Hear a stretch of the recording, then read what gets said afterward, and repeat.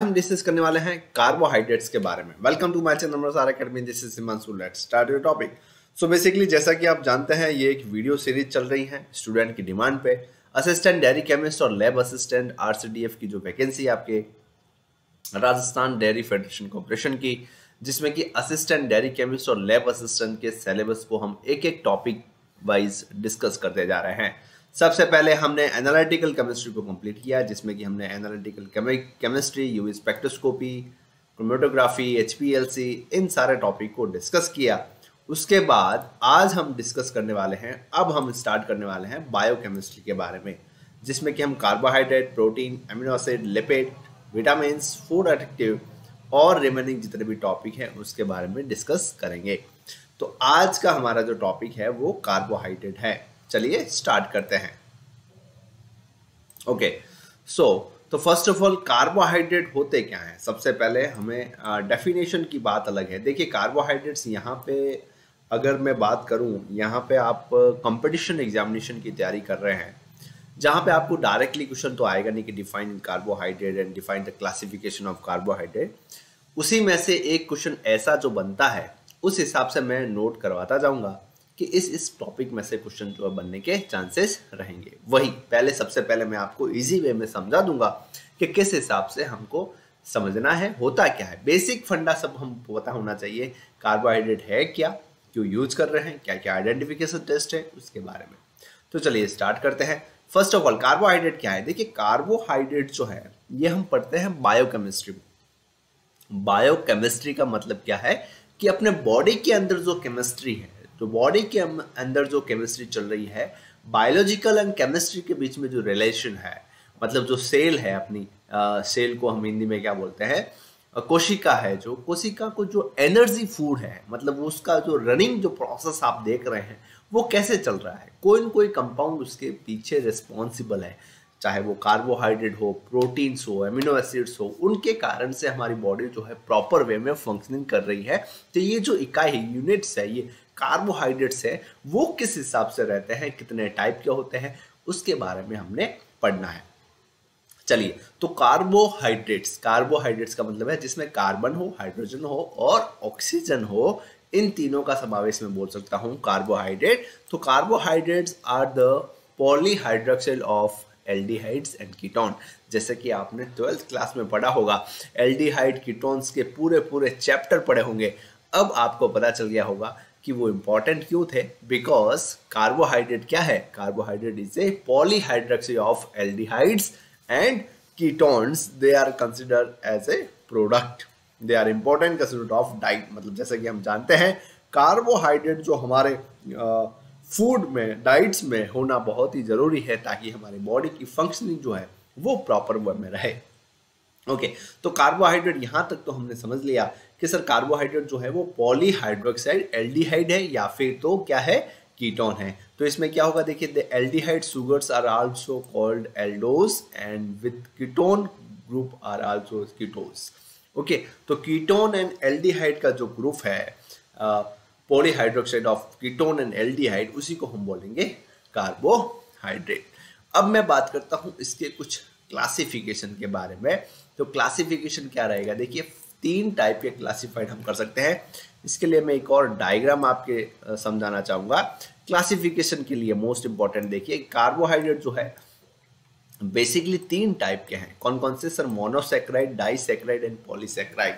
यहाँ पे देखिए मोनोसेक्राइड का मतलब क्या है? एक कार्बन, एक कार्बोहाइड्रेट, 1 यूनिट, जिसको कि हम आगे हाइड्रोलाइज नहीं कर सकते।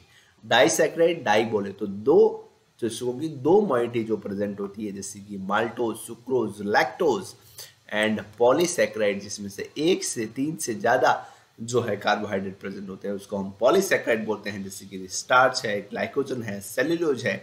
और मोनोसेक्राइड में हमारा आएगा ग्लूकोज, फ्रक्टोज एंड लैक्टोज। इसका डिवाइडेशन हमने अच्छे से पढ़ लिया। अब हम जानते हैं बुकिश लैंग्वेज की और किस हिसाब से हम मोनोसेक्राइड को पढ़ेंगे। देखिए मोनोसेक्राइड अपने आप में डिफाइनेशन है, मोनो बोले तो एक, जिसको कि हम आगे हाइड्रोलाइज नहीं कर सकते। मतलब they are carbohydrate which can not be hydrolyse in the form. Sir first triose बोले तो जिसमें कि 3 कार्बन है, टेट्राओज जिसमें कि 4 कार्बन है, पेंटोज 5 कार्बन, हेक्सोज 6 कार्बन।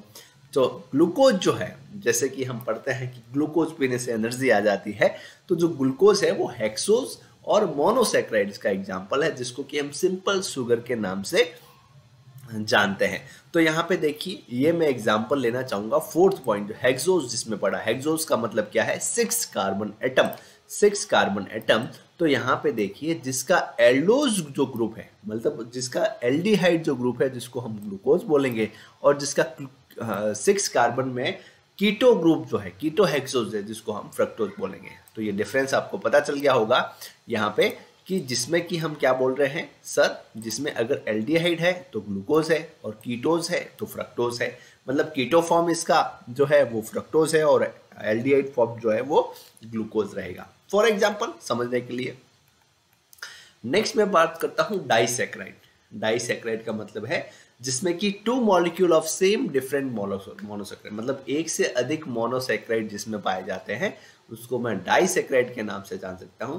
जैसे एग्जांपल जो है यहाँ पे 2 टाइप के आते हैं, पहला है रिड्यूसिंग डाइसैकेराइड और दूसरा है non reducing disaccharide. Reducing disaccharide में क्या एग्जांपल है, देखिए इंपॉर्टेंट है, यहां से आपका क्वेश्चन आ सकता है, give the example of reducing disaccharide as per the competition examination. तो आपको आंसर लिखना है लैक्टोज या maltose. Next, give the example of non reducing disaccharide. The example is most popular sucrose. Okay, तो यहां से आपके क्वेश्चन आने की संभावना है, क्योंकि कंपटीशन एग्जाम की हम तैयारी कर रहे हैं, तो ऐसे क्वेश्चन आ सकता है, give the example of non reducing disaccharide, तो answer is sucrose, and give the example of reducing disaccharide, the answer is lactose and maltose. अब मैं फर्दर बात करूंगा कि सुक्रोज जो है सर, आपने बोला डाइसैकेराइड, मतलब इसमें 2 मोनोसैकेराइड प्रेजेंट है। कौन कौन से? पहला है ग्लूकोज, दूसरा है फ्रक्टोज। कौन कौन से हैं? ग्लूकोज फ्रक्टोज को मिलके सुक्रोज बना है। नेक्स्ट, माल्टोज सर, माल्टोज जो है वो गैलेक्टोज, सॉरी ग्लूकोज और ग्लूकोज, मतलब 2 मॉलिक्यूल ग्लूकोज के मिलकर माल्टोज बना है। और लैक्टोज जो है सर, वो ग्लूकोज और गैलेक्टोज को मिलके बना है, मतलब 2 मोनोसैकेराइड मिलते हैं तो डाइसैकेराइड बन जाता है। नेक्स्ट, ओलिगोसैकेराइड, या जिसको कि मैं बोलूंगा पॉलीसैकेराइड। पॉली बोले तो बहुत ज्यादा, 1 से अधिक, 3 से ज्यादा, 2 से अधिक, ठीक है। ओलिगोसैकेराइड का मतलब है on the hydrolysis of oligosaccharide 3 to 6 monosaccharide units are present, मतलब 1 से 3 से ज्यादा, 3 से ज्यादा यूनिट जो मोनोसैकेराइड की प्रेजेंट है, उसको मैं पॉलीसैकेराइड या ओलिगोसैकेराइड बोलूंगा, जिसके की एग्जांपल है माल्टोट्रोइस और स्टार्च ग्लाइकोजन। ओके, ये सारे के सारे इसके जो है एग्जांपल रहेंगे। यहां तक तो बात आ गई कि कौन कौन से टाइप है, क्लासिफिकेशन इंपॉर्टेंट है। अब मैं बात करूंगा क्वालिटेटिव एनालिसिस। क्वालिटेटिव एनालिसिस का मतलब क्या है कि किसी भी कार्बोहाइड्रेट का मैं एनालिसिस कैसे परफॉर्म करूंगा, और यहीं से एग्जामिनेशन में क्वेश्चन आते हैं। मतलब कौन सा टेस्ट हम परफॉर्म करते हैं किसी भी कार्बोहाइड्रेट को एनालिसिस करने के लिए, तो यहां से आपके क्वेश्चन आने की संभावना है। जैसे कि following the identification test perform in for carbohydrate, जिसमें कि आपको मॉलिस टेस्ट होगा, दूसरे भी टेस्ट होंगे, तो इसे मॉलिस टेस्ट जो है इसका है मोस्ट सुटेबल टेस्ट रहेगा, जिसको कि हम परफॉर्म करते हैं। यहाँ पे क्या लिखा हुआ है देखिए, 1% solution can be carried out, मतलब 1 ग्राम को 100 ml वाटर में डालकर हम उसका एनालिसिस परफॉर्म कर सकते हैं क्वालिटेटिव एनालिसिस के लिए। अब क्वालिटेटिव एनालिसिस के लिए डिफरेंट टेस्ट हैं, उसके बारे में हमको पढ़ना है। पहला है मॉलिस टेस्ट, दूसरा है आयोडीन टेस्ट, तीसरा बारफोर्ड टेस्ट, चौथा बायल टेस्ट, और 5वां है सेल्विनॉफ टेस्ट। अब मैं बात करूंगा, और छठा है बेंडिक टेस्ट। अब मैं बात करूंगा ये सारे के सारे जो टेस्ट हम पढ़ रहे हैं, इसका एक फॉलोइंग प्रोसेस है। फॉलोइंग प्रोसेस कैसे रहेगा, जिसके के बारे में मैं डिस्कस करूंगा। देखिए, सबसे पहले मैंने आपको क्या बोला कि sir identification test of carbohydrate, मतलब मैंने आपको एक सॉल्यूशन दे दिया, और इस सॉल्यूशन टेस्ट ट्यूब में मैंने आपको दे दिया, और सॉल्यूशन को मैंने आपको बताया कि इसमें कार्बोहाइड्रेट प्रेजेंट है या नहीं है, इसका आपको आइडेंटिफिकेशन लगाना है। तो यहीं से क्वेश्चन आने की संभावना है कि कौन कौन से हम टेस्ट लगाते हैं। इन टेस्ट के बारे में ही मैं यहाँ पे इस टेबल में बहुत ही ब्रीफली और अच्छे से बता दूंगा।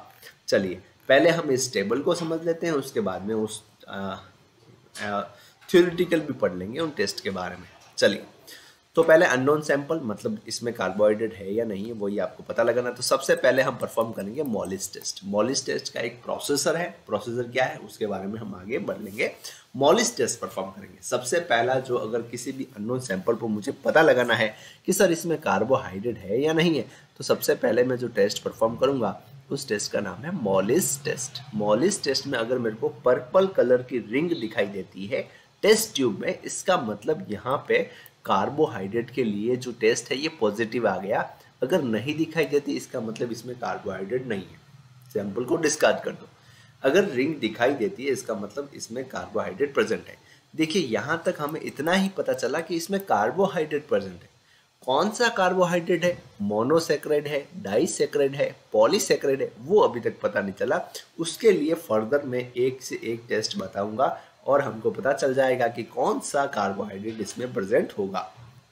पहला तो यहाँ पे पॉजिटिव होगा तो इसका मतलब कार्बोहाइड्रेट प्रेजेंट है, अगर नेगेटिव है तो कार्बोहाइड्रेट नहीं है। अब जैसे ही मॉलिस टेस्ट पर पॉजिटिव आ गया फिर मैं परफॉर्म करूंगा आयोडीन टेस्ट। कौन सा? Iodine test. अगर आयोडीन टेस्ट में मेरा ब्लू कलर आ जाता है, ब्लू कलर आ जाता है तो मैं क्या करूंगा, इसका मतलब क्या है कि मेरा जो है स्टार्च प्रेजेंट होने की संभावना ज्यादा है। अगर रेड कलर आता है तो डेक्स्ट्रिन होगा और नेगेटिव आता है इसका मतलब कि नेगेटिव मोनोसैकेराइड और डाइसैकेराइड। मतलब अगर टेस्ट मतलब कि सर सबसे पहले अगर मॉलिस टेस्ट प्रेजेंट आ जाता है इसका मतलब इसमें कार्बोहाइड्रेट प्रेजेंट ही है। अब कौन सा है वही हमको डिवाइडेशन करना है कि पॉलीसैकेराइड है या मोनोसैकेराइड या डाइसैकेराइड है। तो अगर आयोडीन टेस्ट आपका पॉजिटिव आ जाता है, ब्लू कलर आ जाता है, इसका मतलब आपका इसमें पॉलीसैकेराइड कार्बोहाइड्रेट प्रेजेंट है। तो आगे उसके लिए आपको हाफ सैचुरेशन टेस्ट करना है। व्हाइट पीपीटी आ जाती है इसका मतलब आपके स्टार्च जो है प्रेजेंट है। Okay, no white PPT, filter reddish purple is dextrin is present. अगर ये टेस्ट नेगेटिव आ जाता है आपका आयोडीन टेस्ट, इसका मतलब इसमें या फिर तो मोनोसैकेराइड या डाइसैकेराइड प्रेजेंट है। तो उसके लिए हमको आगे बेनेडिक्ट टेस्ट परफॉर्म करना है।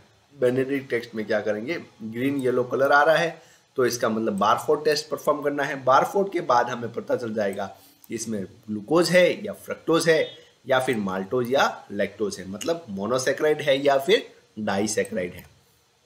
और अगर बेनेडिक्ट टेस्ट जो है मेरा नेगेटिव आता है तो इसका मतलब लास्ट में मेरे नॉन रिड्यूसिंग शुगर मतलब कि सुक्रोज इसमें प्रेजेंट होने की चांसेस ज़्यादा है। इस चार्ट को आप अच्छे से एक बार देखना, बहुत ही इजी चार्ट है, 12th क्लास से हम करते आ रहे हैं, उसी को मैंने यहाँ पे एक्सप्लेन किया है। अब मैं बात करता हूँ एक एक टेस्ट में हमको करना क्या रहेगा। चलिए, मॉलिस टेस्ट में क्या करेंगे, कुछ नहीं है, add 2 drop of Molisch reagent. Molisch reagent किससे बना हुआ होता है, यहाँ से ये इंपॉर्टेंट क्वेश्चन आ सकता है। एन 5% अल्फा नेफ्थोलोन से मॉलिस टेस्ट जो है वो बना हुआ होता है। ठीक है, इसके प्रोसीजर जो है वो आप एक बार इजीली पढ़ेंगे तो समझ में आ जाएगा, जिस हिसाब से हम परफॉर्म करते हैं और आगे बढ़ते जाते हैं क्वांटिटेटिव टेस्ट ऑफ कार्बोहाइड्रेट के बारे में। नेक्स्ट आएगा हमारा आयोडीन टेस्ट, उसके बाद बारफोर्ड टेस्ट, उसके बाद बायल टेस्ट, सेलोनॉफ टेस्ट एंड लास्ट में बेनेडिक्ट टेस्ट। ठीक है, तो जिस हिसाब से हम इसके प्रोसीजर जैसे जैसे फॉलो करते जाएंगे, जैसे कि मैं आपको यहाँ पे ये पढ़ के सुना देता हूँ। क्या 2 ml of test solution carefully pour in 1 ml of concentrated sulphuric acid along the side of tube layer below the mixture, red violet ring is present. मतलब क्या करना है,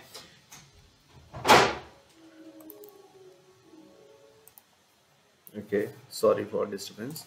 तो यहाँ तक हमने समझा कि जैसे जैसे मेथड कैसे परफॉर्म करना है, तो यहाँ पे प्रोसीजर लिखा हुआ है, वैसे वैसे हमको जो है मेथड को परफॉर्म करना है। जैसे कि मैं मॉलिस टेस्ट की अगर बात करूँ, जैसे कि आपने लैब में परफॉर्म किया होगा कभी, कि टेस्ट ट्यूब जो होती है उसके सबसे पहले हमको कार्बोहाइड्रेट का सैंपल लेना है, उसके बाद में हमने मॉलिस रिएजेंट डालना है और स्लाइटली इस वॉल से हमको H2SO4 ऐड करना होता है। थोड़ी देर बाद में यहाँ पे आपको एक रिंग दिखाई देती है पर्पल कलर की। अगर ये रिंग पॉजिटिव है इसका मतलब यहाँ पे कार्बोहाइड्रेट जो है इस सैंपल में प्रेजेंट है। इसके हिसाब से हम जितने भी ये प्रोसीजर है वो परफॉर्म कर सकते हैं।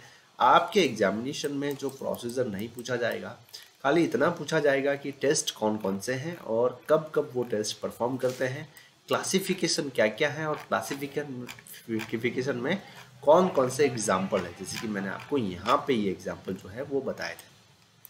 ओके, इसी के साथ यहाँ पे कार्बोहाइड्रेट का जो टॉपिक है वो कंप्लीट होता है। आने वाले टाइम में हम और भी टॉपिक डिस्कस करने वाले हैं, प्रोटीन है, अमीनो एसिड्स हैं।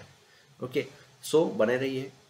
और मैं बताना चाहूँगा जो स्टूडेंट पहली बार इस मेरी वीडियो को देख रहे हैं, देखिए ये एक स्पेशल वीडियो सीरीज चला रहा हूँ मैं स्टूडेंट के रिक्वेस्ट पे, जिसमें कि आपके असिस्टेंट डेयरी केमिस्ट और लैब असिस्टेंट के रिलेटेड जितना भी सिलेबस है वो सिलेबस में टॉपिक वाइज क्लियर करा रहा हूँ। तो आप मेरे अगर चैनल पर नए हैं तो प्लीज़ सब्सक्राइब करें मेरे चैनल को, लाइक करें, शेयर करें, ताकि ज़्यादा से ज़्यादा लोग जुड़ेंगे तो कहीं ना कहीं मेरा मोटिवेशन बढ़ेगा, आप लोगों का कमेंट आएगा। और अगर कोई कन्फ्यूजन है इसके टॉपिक के रिलेटेड तो मुझे कमेंट जरूर करें, मैं पूरी कोशिश करूंगा उससे एक्सप्लेनेशन देने की। Okay, so thank you so much for watching, keep keep supporting.